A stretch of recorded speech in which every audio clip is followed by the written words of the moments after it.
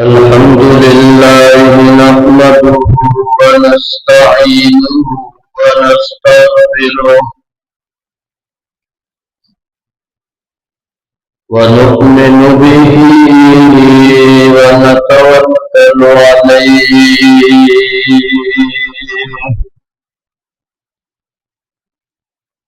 ونعوذ بالله من شرور أنفسنا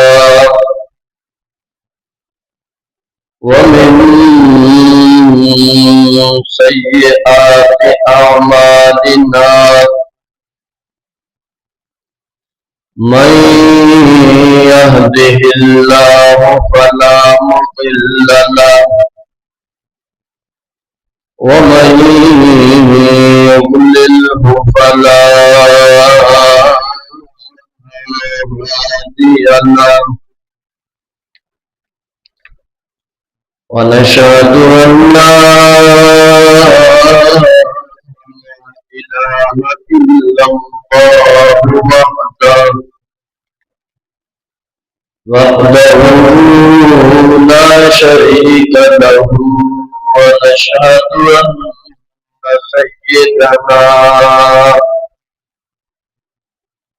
سيدنا مؤيدنا حبيبنا طبيبنا محمد عبد الله ونبيه ورسوله أما بعد فأعوذ بالله من الشيطان الرجيم بسم الله الرحمن الرحيم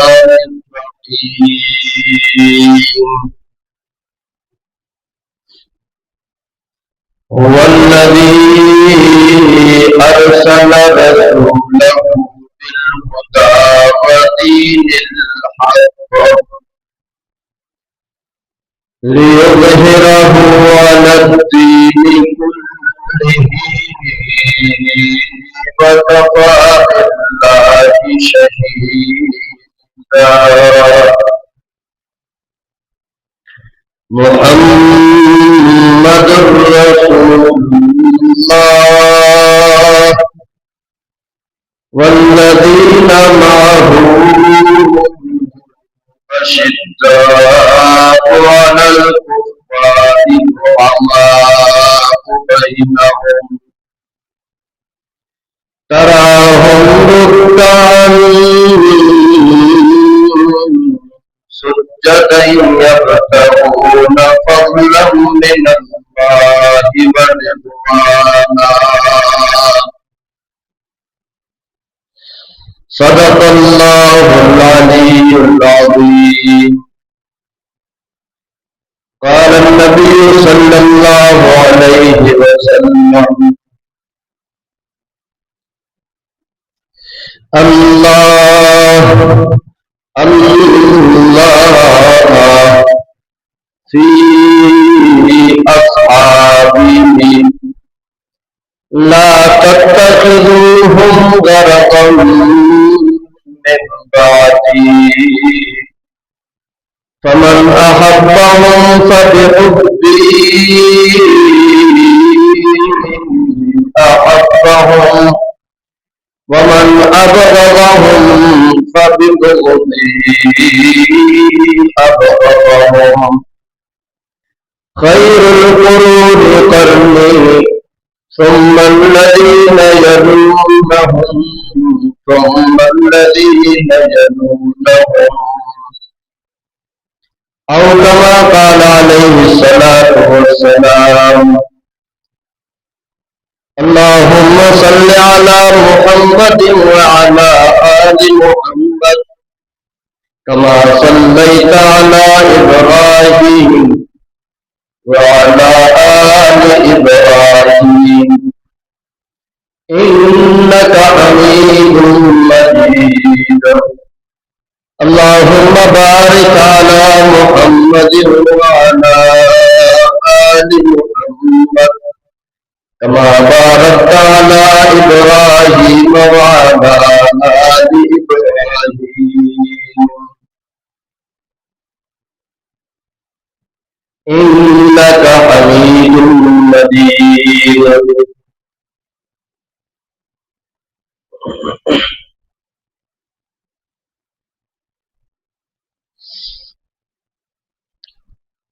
عزیزان محترم،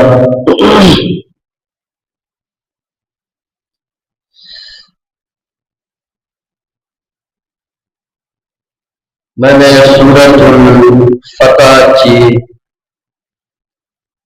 آیت نمبر 28 اور 29 کا کچھ حصہ آپ کے سامنے تلاوت کیا ہے۔ اللہ رب العزت کی بارگاہ ذوالجلال میں دعا گو ہوں کہ اللہ تعالیٰ مجھے ان آیات سے متعلق قرآن و سنت کی روشنی میں حق سچ بیان کر سکنے کی، پھر مجھے اور آپ کو اس پر عمل کرنے کی توفیق عنایت فرمائے۔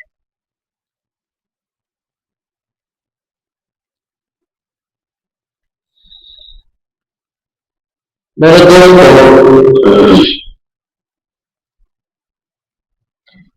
دنیا کے اندر آنے والا ہر انسان قوم میں یا آپ ہیں،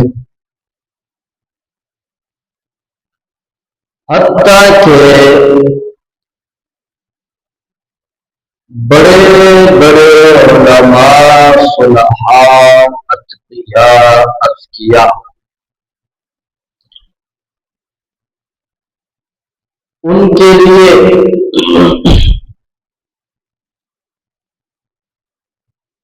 ان کے ظاہر کے ہم مکلف ہیں، باطن میں کیا ہے، حقیقت کیا ہے، فیصلہ ایک دن ہونا ہے جسے یوم الحساب کہا گیا ہے۔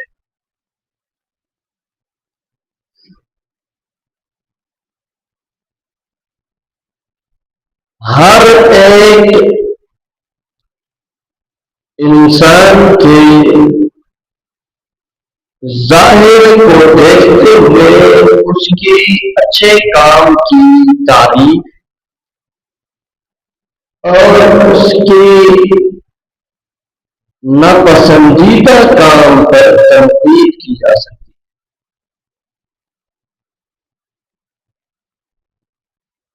کوئی بھی کسی کا بھی کوئی بھی فعل ہو، نہ اس کا فعل تنقید سے بالا تر ہے، نہ وہ خود تنقید سے بالا تر ہے، سوائے دو قسم کی شخصیات۔ ایک قسم وہ لوگ ہیں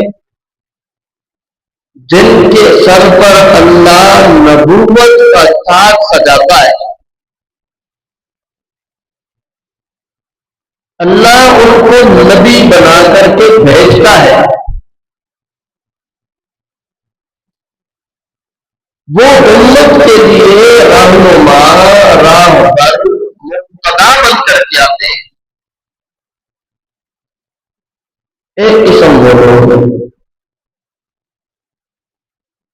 اور ایک قسم وہ لوگ کہ جن کو اللہ نے منتخب کیا پیارے پیغمبر صلی اللہ علیہ وسلم کی صحبت اور معیت کے۔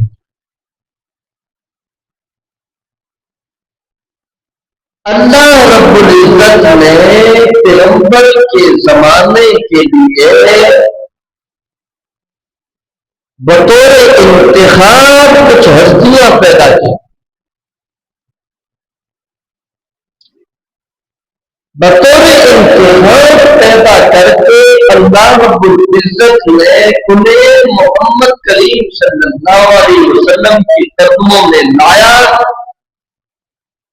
اور ان کے آنے سے ان کی شان، ان کا مرتبہ، ان کا مقام اتنا بڑا کہ بعد از انبیاء پوری کائنات کے اندر اگر سب سے فضیلت کے لائق اور قابل ہے تو وہ ہستیاں ہیں جنہوں نے پیغمبر کریم کا زمانہ پایا ایمان کی حالت میں۔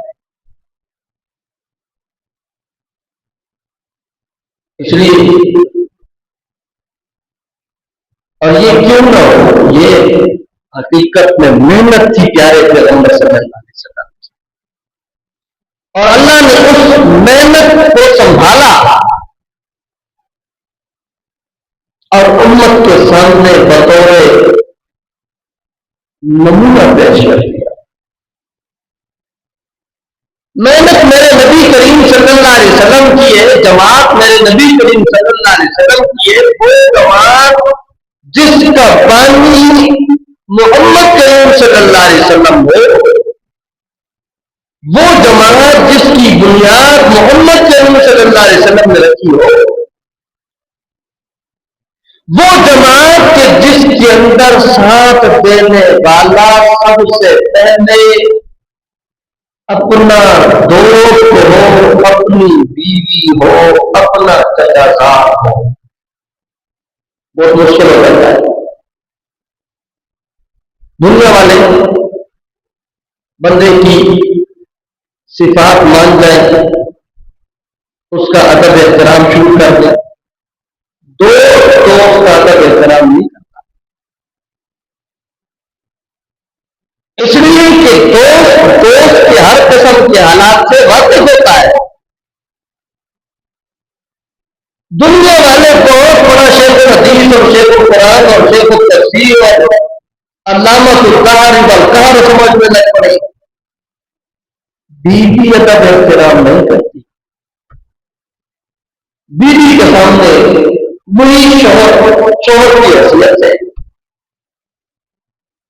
دنیا کے سامنے بڑا ادب اور احترام والا بندہ بن جائے، بڑا صاحب المسائل بن جائے، لیکن چچا زاد چاچو کی اولاد جو پختانوں پر تربوران ہوئے،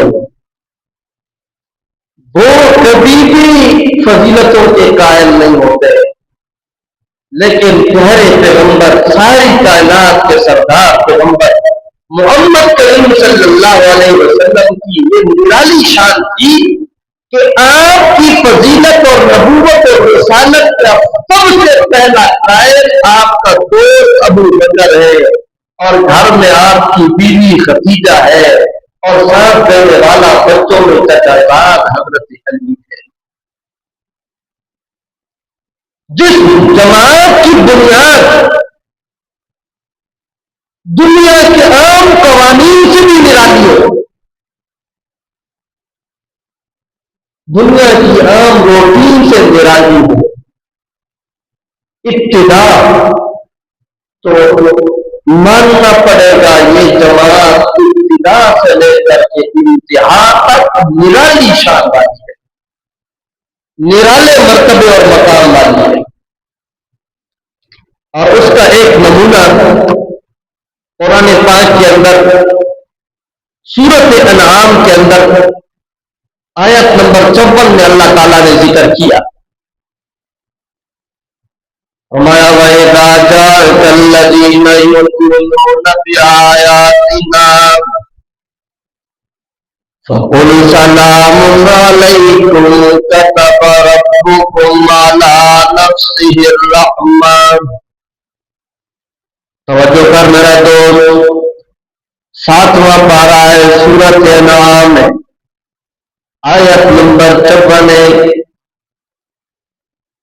عام قانون کے مطابق اللہ اپنے پیارے پیغمبر کو خطاب نہیں کرتا، بلکہ میں نے عرض کیا جماعت کی بنیاد نرالی ہے، جماعت کا انداز بھی نرالا، اس لیے اللہ رب العزت نرالے انداز سے اپنے پیارے پیغمبر ساری کائنات کے سردار پیغمبر کو خطاب فرماتے اللہ فرماتے میرے پیارے پیغمبر صلی اللہ علیہ وسلم جب آ جائیں تیرے پاس وہ لوگ کون لوگ فرمایا الذین یؤمنون بآیاتنا قرآن نے عجیب صفت ذکر کی اذا جاءك الذین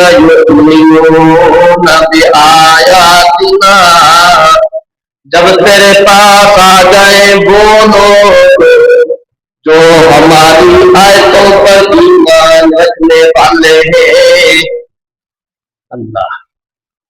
اللہ بتانا چاہتا اللہ کو وہ پتا تھا بعد میں لوگ پیدا ہو جائیں گے جو کہیں گے محمد کریم صلی اللہ علیہ وسلم کی دنیا سے جانے کی دیر سارے مرتد ہو گئے تھے سوائے 5 تن کے سارے مرتد ہو گئے تھے اور جی صرف 5 رہ گئے تھے 5 رہ گئے تھے اللہ کو پتا تھا کہ ایسے لوگ بھی آئیں گے اس لیے اللہ نے اس کتاب کے اندر وہ صفت ذکر کی جو کتاب ہمیشہ کے لیے اللہ کی صفت الہی ہے کلام الہی ہے جس طرح اللہ کی ذات بنا دے دوال سے پاک اس طرح اللہ کی صفت کلام اللہ کا قرآن بھی دوال اور بنا دے پاک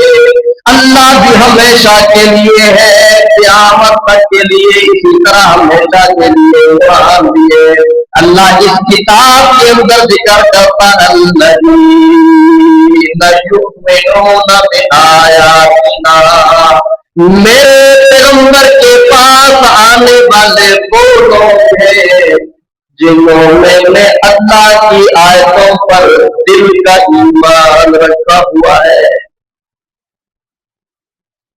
سبحان اللہ عجیب انداز ہمارا جب آ جائیں تیرے پاس میرے پیارے وہ لوگ یؤمنون بآیاتنا جو ہماری آیتوں پر ایمان رکھتے ہو یا اللہ آ جائے تو پھر کیا کرنا ہے فرمایا فقل سلام علیکم تم نے ان کو کہنا ہے کہ تمہارے اوپر سلام کیا ہو ایسے عام قانون تو یہ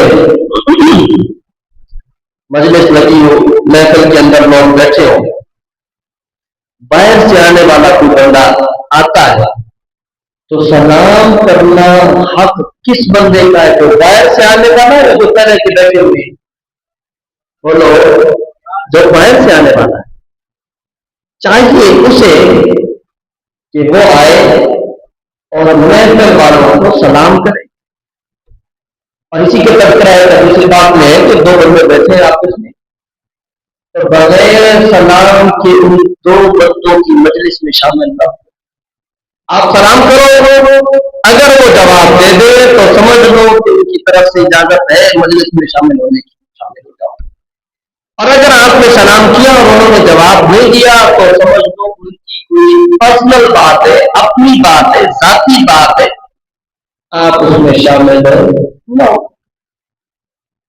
تو قانون تو یہ ہے کہ محفل کے اندر لوگ بیٹھے ہو پیر سے آنے والا بندہ وہ سلام کرے گا وہ سمجھ میں آ گئی سلام کون کرے گا کون کرے گا باہر سے آنے والا لیکن اللہ تعالیٰ یہاں پر اپنے پیارے پیغمبر کو نرالا حکم دے رہے ہیں اذا جاءك الذین جب تیرے پاس آ جائیں وہ لوگ یؤمنون بآیاتنا جو میری آیتوں پر ایمان رکھتے ہیں فقل سلام علیکم تو تم کو کہے کہ تمہارے اوپر سلام ہو کیا مطلب میرے پیارے پیغمبر ساری کائنات کے سردار پیغمبر تیرے پاس آنے والے ابو بکر عمر عثمان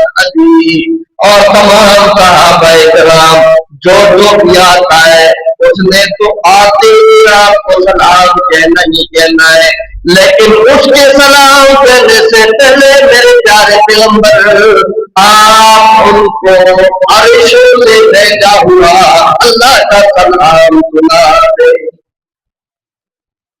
عرشوں سے بھیجا ہوا اللہ کا سلام پہلے ان کو سنا دے، ان کے کہنے سے پہلے انہیں سلام پہنچا۔ میں نے عرض کیا جماعت ایسی ہی کہ جس کی ابتدا نرالی ہے، جس کے احکامات نرالے ہیں، جس کا کردار نرالا ہے، جماعت ایسی کہ اللہ رب العزت جماعت کا تذکرہ کرتے ہیں اور جماعت کا تذکرہ کر کے اللہ امت کو سمجھاتے ہیں کہ اگر تم اللہ کے دربار میں مقبول ہونا چاہتے ہو، اللہ کے دربار میں اپنا ایمان قابل قبول بنانا چاہتے ہو، اگر تم چاہتے ہو کہ تم ایمان لاؤ اور اللہ قبول کر لے، تم اللہ کے کاغذوں کے اندر مومن لکھے جاؤ، تو پھر کرنا کیا ہوگا؟ فرمایا فَإِنْ آمَنُوا بِمِثْلِ مَا آمَنْتُمْ بِهِ فَقَدِ اهْتَدَوْا۔ سورۃ البقرہ آیت نمبر 133 ہے۔ اللہ فرماتے ہیں اگر یہ لوگ ایمان لانا چاہتے ہیں نا تو کیسے ایمان لائے؟ بِمِثْلِ مَا آمَنْتُمْ، جس طرح تم نے ایمان لایا ہے صحابہ کرام، فقط اہتدوا، تو پھر یہ راہ راست پر آ جائیں گے۔ وَإِن تَوَلَّوْا فَإِنَّمَا هُمْ فِي شِقَاقٍ، اور اگر یہ اس طرح ایمان لانے کے لیے تیار نہیں جس طرح ابو بکر ایمان لائے، عمر ایمان لائے، عثمان ایمان لائے، حبشے کا بلال ایمان لایا، فارس کا سلمان ایمان لایا، جس طرح میرے پیغمبر کے یاروں نے ایمان لایا، ہر دل سے ایمان لایا، ایسا ایمان لایا کہ جس ایمان کے اندر نہ شک کی گنجائش ہے نہ شبہ کی گنجائش ہے، ایسا ایمان لایا کہ ایمان لانے کے بعد انہوں نے اپنا کنبہ قبیلہ چھوڑ دیا، اپنا خاندان چھوڑ دیا، سارا کچھ چھوڑ دیا، اپنا سارا کچھ تن من دھن اللہ کے پیغمبر پر، اللہ کے پیغمبر کے دین پر قربان کر دیا۔ اگر ایسا ایمان لاتے ہو تو اللہ کے دعووں کے اندر تم مومن ہو جاؤ گے، اور اگر ایسا ایمان نہیں لاتے تو فَإِنَّمَا هُمْ فِي شِقَاقٍ، اللہ کے کاغذوں کے اندر ذکری اور نادی لکھے جاؤ گے، مومن ہونے کا درجہ پا نہیں سکتے۔ اللہ نے قانون لکھا کر دیا، ایمان لانا تو ایسا ایمان لانا ہے جس طرح کے صحابہ اکرام نے ایمان لایا۔ اور جو ہے اگر قرآن کی آیتیں پیش کی جائیں تو ہمارے یار میں کچھ نادان وہ کہتے ہیں آپ صرف صحابہ کا تذکرہ کرتے، اہل بیت کا تذکرہ نہیں۔ الحمدللہ ہم تو گزشتہ 2 دن اہل بیت پر بیان کر چکے، لیکن ایک قانون سمجھو، اور یہ میں پہلے بھی ذکر کر چکا ہوں، اہل بیت وہ کامیاب ہیں جنہوں نے اہل بیت ہونے کا حق ادا کیا، اور وہ کون ہے جنہوں نے ایمان لایا پیارے پیغمبر صلی اللہ علیہ وسلم پر؟ اسی صحابی کہتے ہیں جس نے ایمان لایا پیارے پیغمبر صلی اللہ علیہ وسلم پر، اسے کیا کہتے ہیں جی؟ اور لوگ کیا کہتے ہیں؟ صحابی۔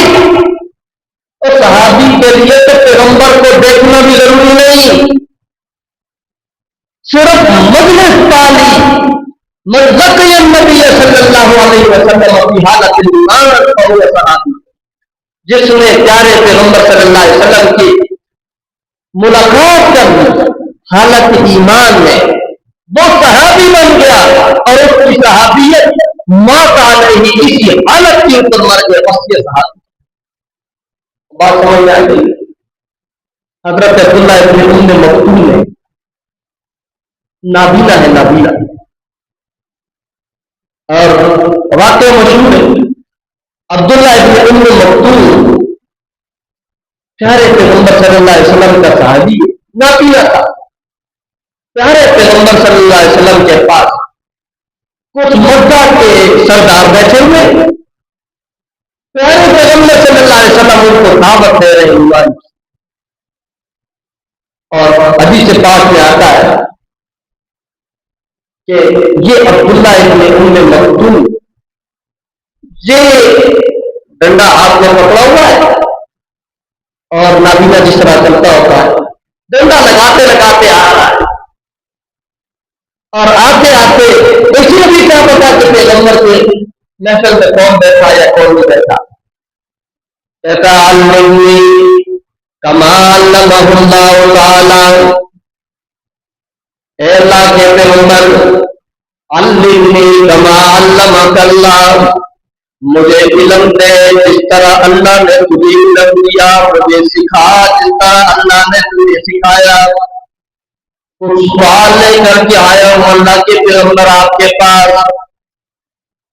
قرآن پاک سورۃ عباسہ کی پہلی آیت منظر کشی اللہ ذکر فرماتے پیارے پیغمبر صلی اللہ علیہ وسلم کو عبداللہ ابن ام مکتوم کا اچانک سے آنا اور بار بار یہ کہنا کہ جی مجھے ان سوالوں کا جواب دے، کچھ مسئلہ پوچھنے آیا ہوں، یہ پسند نہ آیا.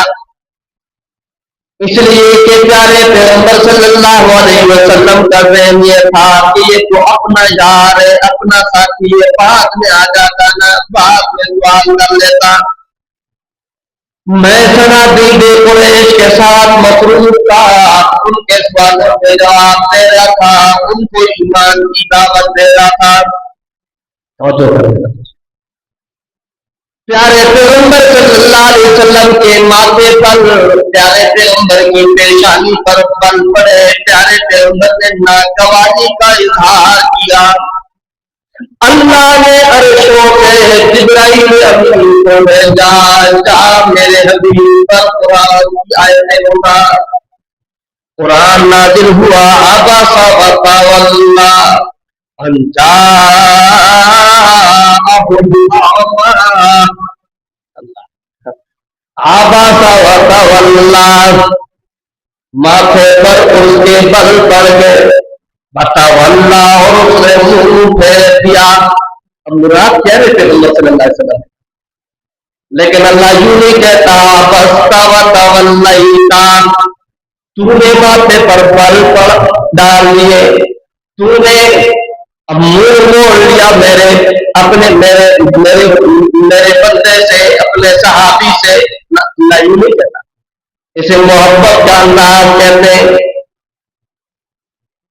محبت میں کبھی ہوتا ہے، کبھی کبھی بندہ گھر والے وہ کہتے ہیں کہ ایک بندہ ایسا ہے وہ ہماری بات نہیں مانتا، اور وہ بندہ کون ہے؟ وہی بندہ جس کو کہا جا رہا ہے. اللہ تعالیٰ پیارے پیغمبر صلی اللہ علیہ وسلم کو محبت کے انداز کے اندر خطاب کرتے اور خطاب یوں کرتے کہ غائب کے سیدھے استعمال ہو رہے ہیں. عبس وتولی، ماتھے پر اس نے بل ڈال دیے، منہ موڑ دیا، اس نے ناراضگی کا اظہار کر دیا. ان جاءہ الاعمى، اس وجہ سے کہ اس کے پاس ایک نابینا آ گیا تھا. وما يدريك لعله يزكى، تجھے کس چیز نے بتایا تھا، چیز نے خبر دی تھی، شاید وہ اپنے آپ کو پاک کرنے آیا تھا. میرے پیارے پیغمبر او یذکر فتنفعہ الذکریٰ، نصیحت حاصل کرتا، نصیحت اس کو فائدہ دیتی۔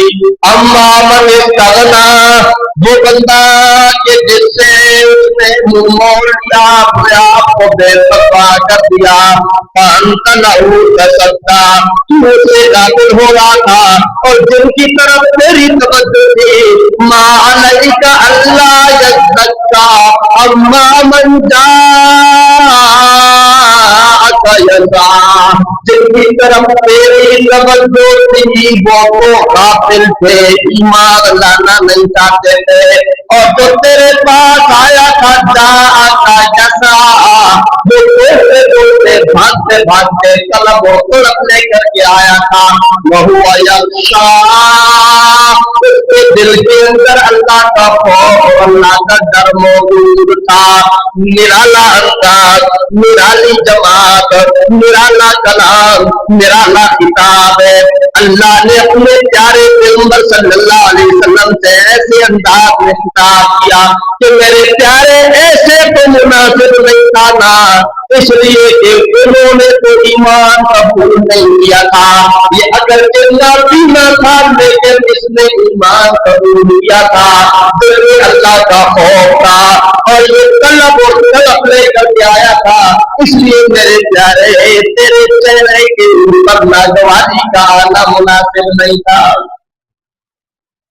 پیغمبر کے صحابی کی وجہ سے اللہ تعالیٰ نے قرآن اتارا، اور پھر حدیث پاک میں آتا ہے کہ اس کے بعد جب بھی یہ صحابی عبداللہ ابن ام مکتوم آتا تو پیارے پیغمبر صلی اللہ علیہ وسلم کھڑے ہو جاتے اور کھڑے ہو کر کے اپنی نبوت کی چادر اتارتے اور نبوت کی چادر نیچے بچھاتے اور کہتے ہیں عبداللہ ابن ام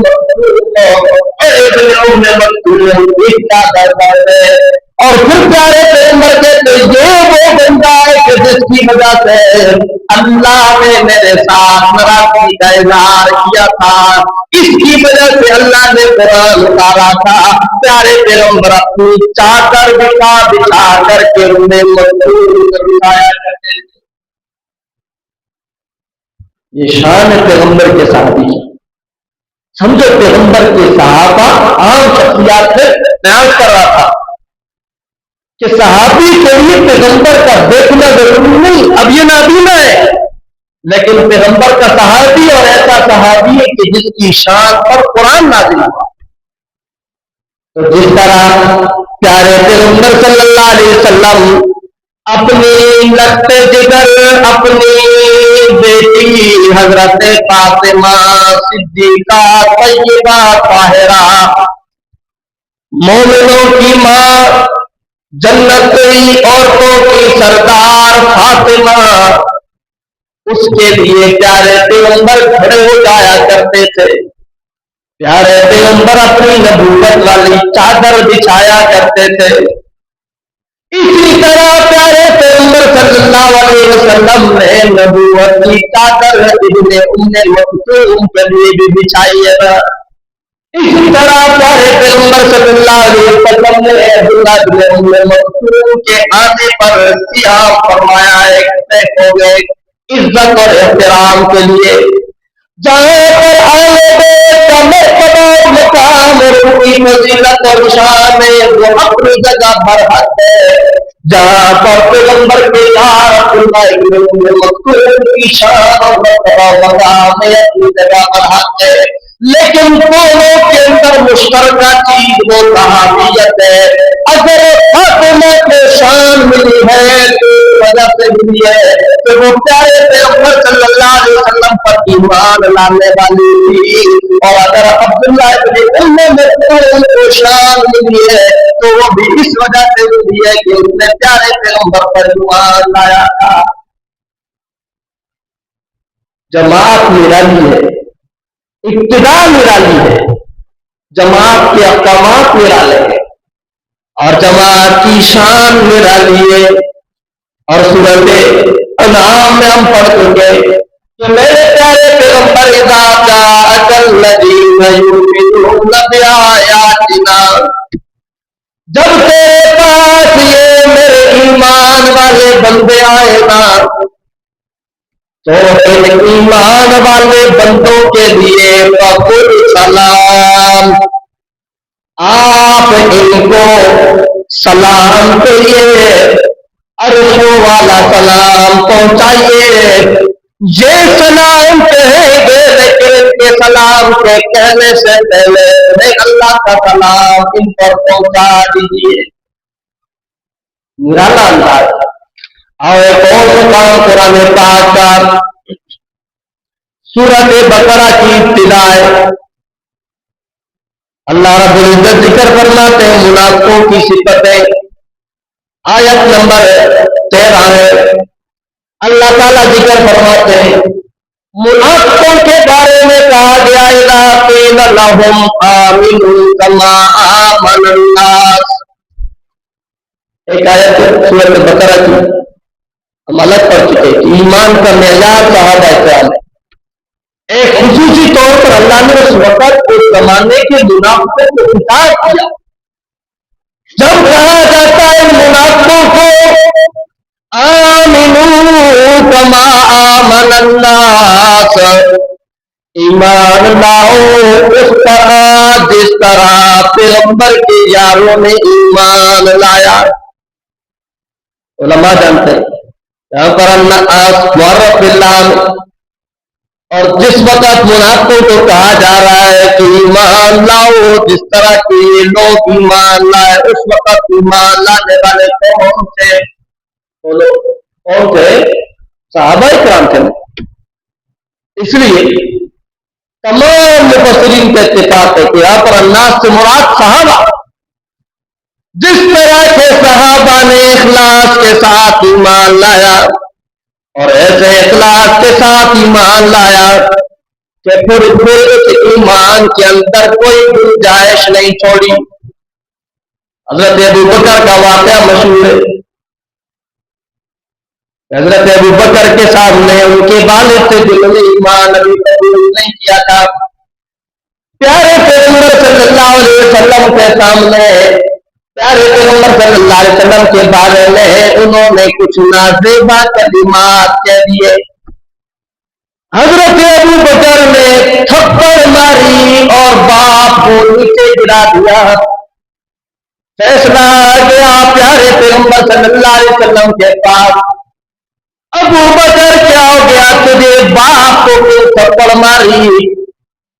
ابو بکر جواب دیتے ہیں پیارے پیغمبر اس وقت میرے پاس تلوار نہیں تھی مگر میں اس کا سر اڑا دیتا، میری موجودگی میں میرے سامنے میرا باپ کیوں نہ ہو، لیکن اس نے آپ کے بارے میں ناجائز جملے بولے تو کیوں بولے، اس لیے میں ابو بکر برداشت نہیں کر سکتا۔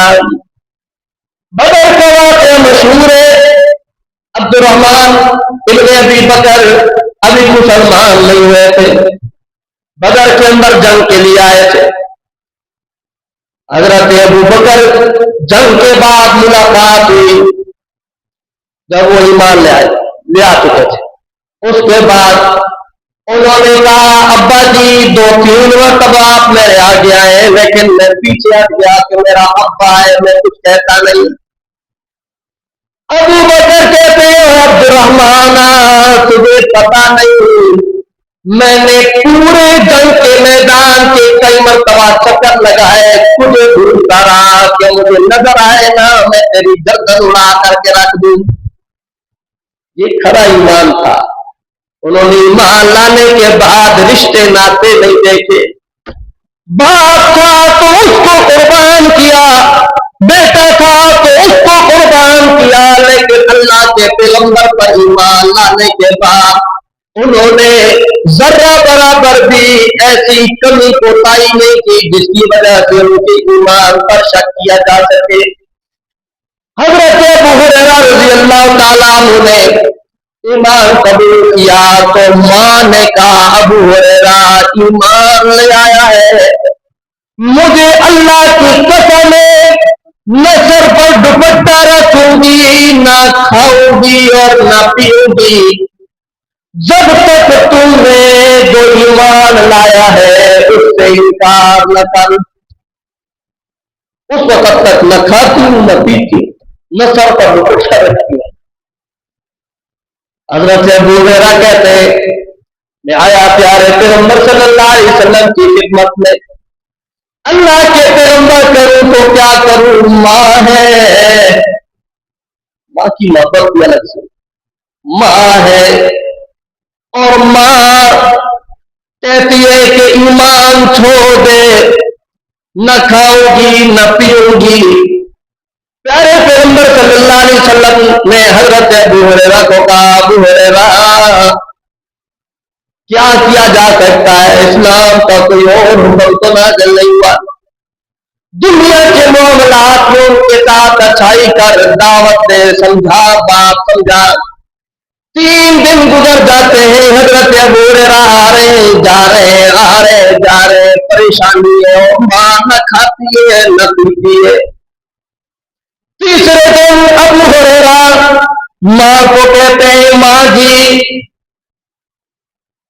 تیسرا دن ہو گیا ہے لیکن میں تجھے بات صاف صاف سمجھانا چاہتا ہوں، تیرا ادب احترام اپنی جگہ پر، لیکن ابو ہریرہ کے جسم پر جتنے بال ہیں اتنی مرتبہ ماں قربان کر سکتا ہوں، محمد کریم پر لایا ہوا ایمان قربان نہیں کر سکتا۔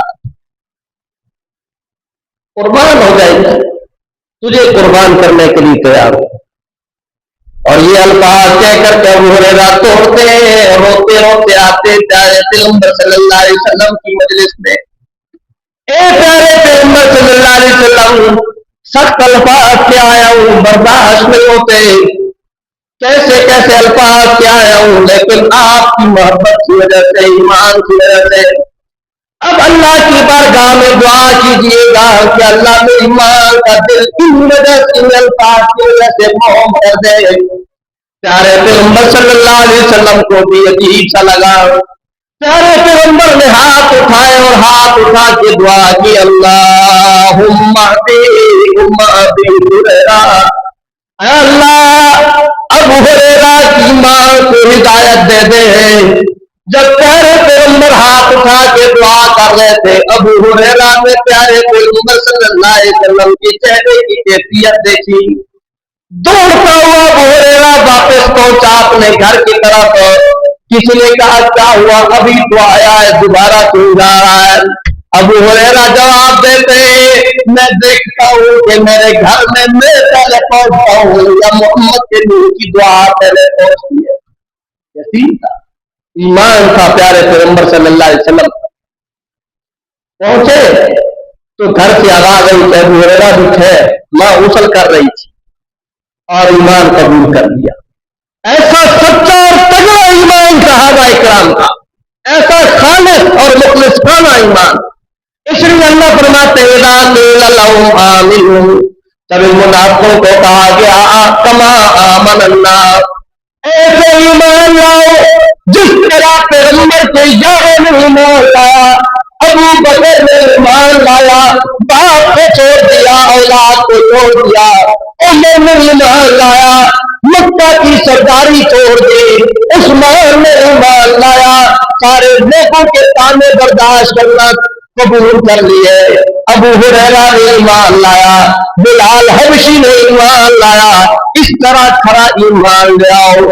قالوا ونؤمن كما آمن السفهاء، منافق کہنے لگے ایسے ایمان لائے جس طرح کے ان بے وقوفوں نے ایمان لایا، یہ تو بڑے بے وقوف ہیں، اس لیے کہ انہوں نے ایمان لانے کے بعد رشتہ داری چھوڑ دیے، رشتے ناطے چھوڑ دیے، کنبہ قبیلہ چھوڑ دیا، اور ہم تو سمجھدار ہو گئے، ادھر والوں کو بھی راضی رکھتے ہیں، ادھر والوں کو بھی راضی رکھتے ہیں، ان کو بھی ناراض نہیں ہونے دیتے اور ان کو بھی ناراض نہیں ہونے دیتے۔ اور جی ہم تو بڑے سیانے ہیں نا جی، سمجھدار ہیں۔ اسی طرح آج کل لوگ کہتے ہو جی اپنا عقیدہ چھوڑو نہیں اور کسی اور کے عقیدے سے چھیڑو نہیں۔ ہم نے کسی اور کے گربان میں ہاتھ ڈالا ہوا ہے؟ ہم نے کسی کے گربان میں تھوڑی ہاتھ ڈالا ہے۔ مسئلہ تو بیان کرنے دو نا، مسئلہ تو واضح کرنے دو نا۔ میں نے دیا جی بس اپنا عقیدہ رکھو، دل کے اندر ہونا چاہیے. ایمان دل کی چیز ہے, دل کے اندر رکھو. اور باقی بیان کرنے کی ضرورت نہیں ہے. لوگوں کی ان کے مذہب کی توہین ہوتی ہے, جذبات کا. ان کے جذبات کو اگر ٹھیس پہنچتی ہے, ذرا بات واضح سمجھ لیجیے. حضرت ابوبکر, حضرت عمر کے نام لے کر کے لوگ گالی دے رہے, ہمارے جذبات کو ٹھیس نہیں پہنچ رہی. لوگوں نے صحابہ کرام کا نام لے لے کر کے گالیاں دینا شروع کر. کیا اس سے ہمارے جذبات کو ٹھیس نہیں پہنچتی؟ اس وقت تمہاری غیرت کہاں سو جاتی ہے؟ اس لیے میرا دوست مسئلہ سمجھ. اللہ تعالیٰ نے جب منافقوں کو خطاب کیا کہ میرے پیغمبر کے یاروں جیسا ایمان لاؤ, انہوں نے پیغمبر کے یاروں کو بے وقوف کہا. اللہ رب العزت نے وہی الفاظ نقل کیے, وہی انداز نقل کیا, اور اللہ تعالیٰ نے عرش بری سے اعلان کیا, فرمایا الا انہم ہم الصفہاء, یہ میرے پیغمبر کے یاروں کو بے وقوف سمجھتے ہیں. میں اللہ عرش بری سے اعلان کر رہا ہوں کہ سب سے بڑے بے وقوف یہی خود ہے.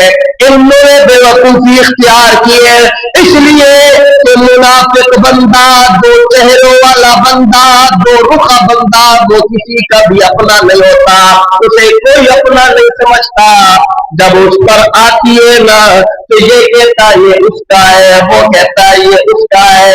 منافق بندے کا کوئی مستقبل نہیں ہوا کرتا, یہ خود بے وقوف ہے. انہوں نے خود بے وقوفی والا راستہ منتخب کر لیا ہے. اللہ کے قرآن کی سنت دیکھ میرا دوست, جس طرح انہوں نے پیغمبر کے یاروں کو بے وقوف کہا تو اللہ نے جواب دیا کہ تم بے وقوف ہو, میرے پیغمبر کے یار بے وقوف نہیں ہے. میرے پیغمبر کے یاروں کو بے وقوف مت کہو, یہ بے وقوفی تمہاری ہے. اس لیے میرا دوست مسئلہ سمجھ. صحابہ اکرام ایمان کا حصہ ہے, اور صحابہ اکرام کو لوگ جس طرح کا فتویٰ صحابہ اکرام پر لگاتے وہ فتویٰ لوٹ کر ان پر لگتا ہے. کوئی بے وقوف کہے گا صحابہ کو تو وہ خود بے وقوف ہے, کوئی نادان کہے گا صحابہ کو تو وہ خود نادان ہے. کوئی صحابہ کو معاذ اللہ مرتد سمجھتا ہے تو خدا کی قسم اس کے ایمان کے اندر, اس کی کفر کے اندر شک اور شبہ کی گنجائش. اس لیے کہ پیغمبر کی جماعت یہ وہ جماعت ہے جس کی ایمان کی گواہیاں اللہ نے عرش برین سے دی ہے. اس کی ایمان, ان کے ایمان کے اندر کوئی شک اور شبہ ہو سکتا نہیں ہے.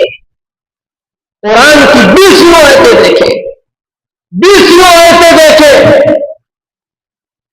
اور ایک روایت اس پر بغیر کچھ کلام بھی ہے, لیکن قرآن پاک کی اس آیت سے معید ہے, اور وہ روایت صاف موجود ہے. اذا رأيتم الذين يسبون أصحابي فقولوا لعنة الله على شركم. پیارے پیغمبر فرماتے ہیں جب تم دیکھو میرے پیغمبر کے یاروں کے بارے میں کوئی بندہ لعنت کہہ رہا ہو پر, کوئی بندہ ان کی برائی کے بیان کر رہا ہو, تو فقولوا لعنت اللہ علی شرکم, تو تم ان کو کہو کہ اللہ کی لعنت ہے تمہارے شر کے اوپر. تم نے پیغمبر کے یاروں کے بارے میں اپنی زبان کھولی ہے تو تم اللہ کی لعنت کے مستحق ہو سکتے ہو, کبھی بھی اللہ کی طرف سے رحمت کے مستحق نہیں ہو سکتے. صحابہ اکرام ایمان کا حصہ ہے, اور صحابہ کے اوپر ایمان رکھنا اور ان کا دفاع کرنا ایمان کا حصہ ہے. انشاءاللہ اگلے جمعہ میں صحابہ اکرام کی, ان کی جماعت کیا ہے, پیغمبر صلی اللہ علیہ وسلم کی جماعت کے کیا حقوق ہے ہمارے اوپر, کیا فرائض ہے ہمارے اوپر, ہمارا فرض کیا بنتا ہے, صحابہ اکرام کے بارے میں انشاءاللہ یہ چند چیزیں اگلے جمعہ میں ذکر کی جائے گی. باقی